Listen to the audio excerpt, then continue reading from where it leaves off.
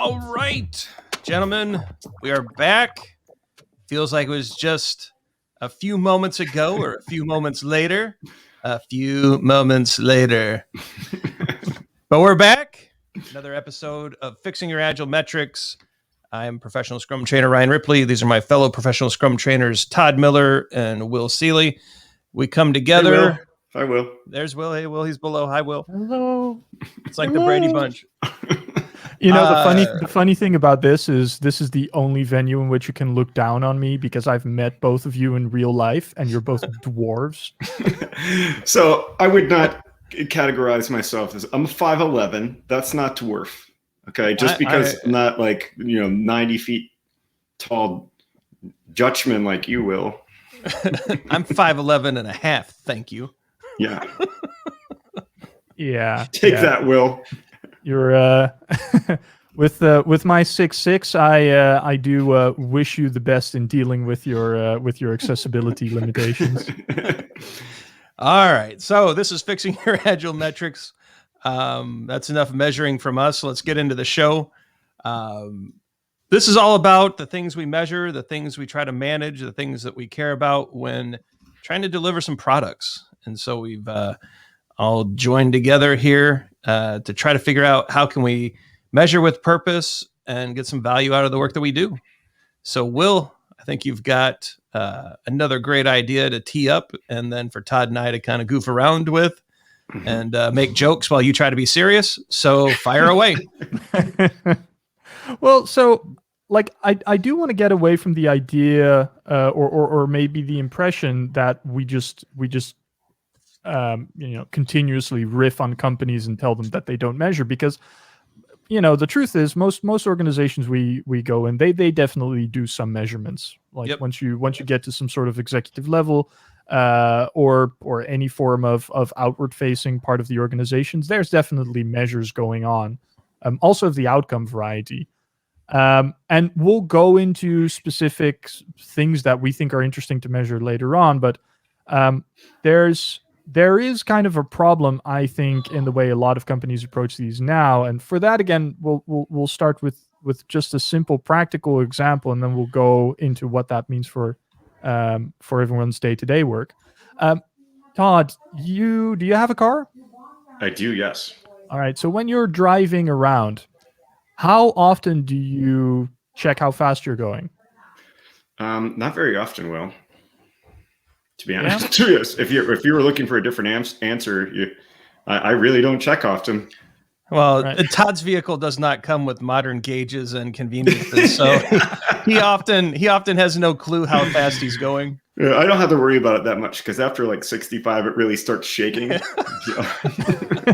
Oh, the rattle has occurred. I must be going 65. Yeah. So I don't know. So if you're driving through like a residential area or the like, you check once every 15 minutes or so if you're still sticking to the speed limit, or yeah. And plus, like I think after you drive for a while, that you just kind of feel like how fast you're going. All right. So I'm guessing speeding tickets aren't that big a thing over there as they are over here. Oh no, I've had plenty of them. Yeah, those are just like, you call those coupon keepers you shove in the glove box. Yeah. Ooh, I'll pay that someday. But this is kind of touching on kind of the problem. Like when we drive a car, and especially if we go from neighborhood to neighborhood, or we go from a residential area to more of a highway area, like there are moments where we check, how fast am I going? Am I not doing? I have to convert this to imperial. Am I not doing 60 next to a primary school? Will, I typically check my speed right after I go past a police officer who was very cleverly hiding somewhere. That's when I typically check the most. Yeah. Well, and this is unfortunately kind of the reality. Like you have this tool in front of you that'll give you a real-time view of, how fast are you going? How much RPM is your engine doing? What's the fuel status like? What temperature is your engine at? And even though you have the ability to look at it very often and very frequently and make sure you stick within certain guidelines, like only on certain moments do you actually look down. But that information that you get from looking at how fast you're going and what your fuel gauge is at and what your temperature is at, that information loses value, right? Some of it loses it very fast, right? If I know I'm doing 60 now, but then I have to hit the brakes, then I know one thing, I'm not doing 60 anymore, but I don't know how fast I'm going now. Whereas something like fuel, well, it decreases steadily over time, so I don't need to check that every 5 minutes or so. And here's kind of where corporate metrics come in, right? Even when you walk into a corporation that has a wonderful executive dashboard that shows, well, how many subscribers do we have? What's our market reach? What's our conversion rates? They tend to, even when they do these measurements very often, they don't decide on them very often. They don't look at them very often. It's really interesting. Well, if I can just interject here, because going back to the car example, I said, because I've been doing it so long, I generally have a feeling that I think I know how fast I'm going. Yeah. Right.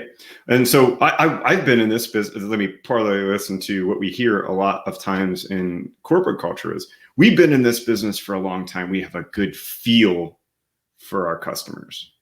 Yeah. Is feel objective? That seems really subjective. Like I subjectively feel like I'm going this fast. That would be a difference between a residential neighborhood and a highway. But what if I'm driving your car? Yeah. I have a feeling that driving your car, which is a sports car per se, maybe, I don't know if you have a sports car. I just thought your 6'6" would have one. I'm sure compared to my lifted Jeep, right? I'm sure his Vespa goes very fast, Todd. Oh boy. So yeah, as you're, jeez. But as you were speaking, and I was thinking about it, I thought about how when you asked me that, I said, "Well, I think I know how fast. I think." Well, and this is a problematic word, and this is something that I know the three of us key on when we're working with organizations, especially with the leaders in the organization, when they say, "Hey, I think things are going well. I think we're delivering well. I feel like we're getting some value out of it." Whenever those words pop up, like the top question that pops in my mind is, how do you know? Yeah. Right? And we really have to root back to that. How do you know? And the answer usually is, I don't. And that should be terrifying to most people in organizations. Yeah. And here's kind of the danger, right? When you start tying it into, are you releasing frequently? Are you not releasing frequently? Right? If you're not releasing frequently, this is kind of the equivalent of, well, I'm going to go drive my car. I'm going to set the cruise control to 60. I'm just going to keep going. Right? And I'll set it again half an hour from now. Regardless of where I'm driving. Am I driving through the city? Am I driving on a highway? Am I driving on the rural road? Am I driving into a Louisiana swamp? Like, I don't care. It's on 60 for the next half hour, and then I'll change it, right? This is an insane way to drive a car, right? Mm-hmm. The other option, though, if you are releasing frequently but you're not measuring, right? You're constantly steering, you're adding gas, you're braking, you're turning, you're going places, but you never look down. You have no idea how fast you're actually going, mm-hmm. or what your fuel's like, right? This is the equivalent of, delivering continuously but not measuring continuously. Both are insane ways to drive a car. Also, for one person and whoever else is on the road with you. And going kind of back to our last video, isn't it an insane way to drive a car if you have no purpose of where you're going? Right? So let's just drive a car and let's measure all these things. Let's take lots of turns. Let's make sure that everything in our dashboard looks really good. Where are we going? I don't know, but we're driving. And everything looks good. That we're going the speed limit. Gas tank is full. We just got our engine checked out. We got a new oil change. Where are we going? We've always been driving. Yeah. I think that's a good example. Yeah, and this is kind of the thing where, your metrics are as reliable as your release frequency. Right, the less often you release, the less those numbers that you once had mean. But even if you have them, right? Not continuously measuring again and adjusting course based on what you see is equally silly. And this is the uncomfortable thing, because we like to make decisions and stick with them. But the reality is, most people, when they're driving a car, you make decisions continuously, right? You're looking at everything. Like maybe not to your speedometer very often, but you definitely are looking around you on the road, right? What's that pedestrian going to do? What's that car in front of me going to do? Where's that biker going? Oh God, was that a police officer trying to catch me on a speeding ticket? Right? We do this continuously in our personal lives when we drive a car, but once we start building product, right? No, we're gonna go over there. We're gonna keep driving. We're just gonna keep going, and we'll measure again once we're there. The only thing that I was typically held accountable for was percent spend of budget. In that kind of role, like leading a team like that. They're like, just make sure your budget's spent. Don't go over, but make sure it's all spent. So basically empty the gas tank perfectly and get somewhere within the vicinity of your home.